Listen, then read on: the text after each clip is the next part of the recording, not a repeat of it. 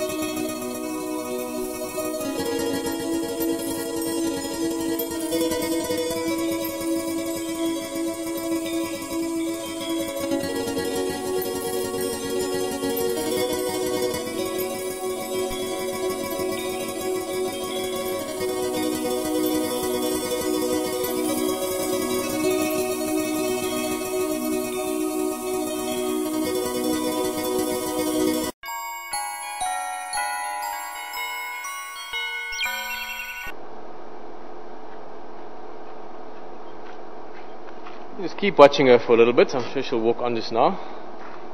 The reason I turned her slightly up like that, just to look under the belly, or what's called the plastron, was just to sex it. I'll show you this now when we finish her looking, or finish looking at it. I'll show you how you can see it. But basically, if the plastron is flat, you can see it's a female. And this specific one is a very large female. Difficult to say exactly. They live to about 25, 30 years or so, slightly older maybe even.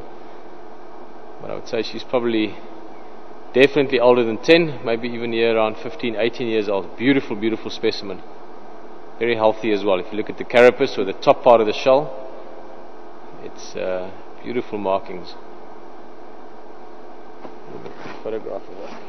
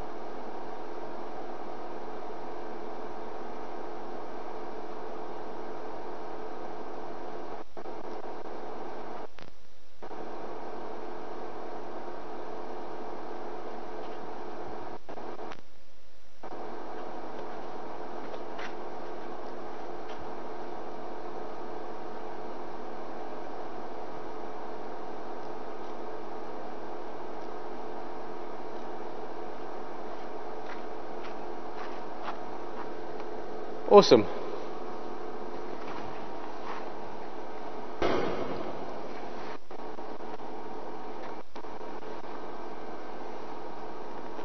That's what I was explaining there, just as she's disappearing, is the plastron, like I said, or the belly part of her.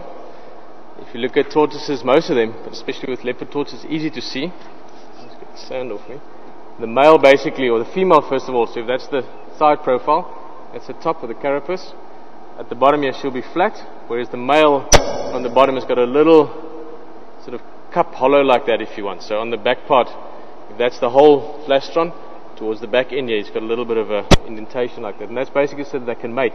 So when the male mounts the female, you actually stand up against her, and that little bit of a hollow just allows the carapace to fit sort of tightly onto her, the belly part and the top part. It allows basically the plastron of the male having that indentation to fit against the carapace or the top shell part of the female. Also very potentially dangerous time for them when they mate. If the male falls over, as you know, tortoises can not get back up from their backs. Terrapins can, but tortoises can't.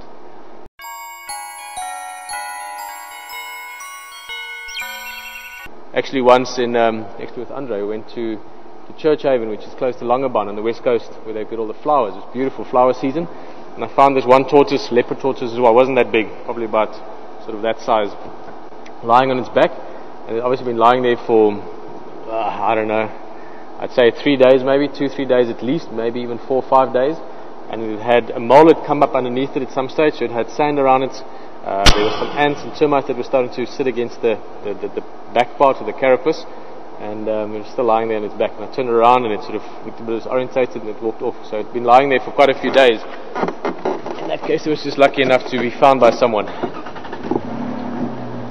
Oh, beautiful specimen. Let's quickly look at how well it blends in. See the markings. This is quite a dark one. You can see why it's called a leopard tortoise. Obviously, once it's in the grass, it actually has quite good camouflage.